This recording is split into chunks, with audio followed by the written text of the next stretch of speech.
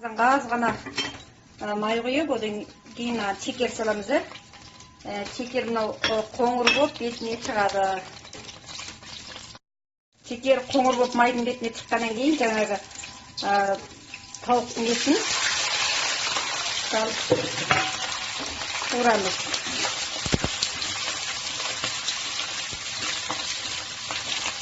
Одан кейін бір қалақтай, жаңа юдан бір қалақ құямыз. Дайындап қойған қызыл азын салып қуырамыз, қызыл азын саламыз.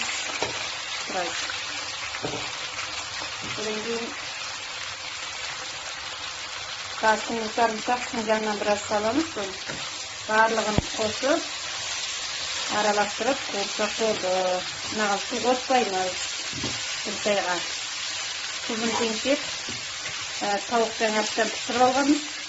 Дәмдерді сіңіріп, тұзын теңсеп, табаққа алсақ болды. Мінекей, дәмі тілі үрген, лазы тауық қуырмашымыз дайын болды. Бұл өз құрғақтау, сондай дәмді болады. Әйелдер жағы өте сүйіп жейді. Барлықтарыңыз істеп көріңіздер.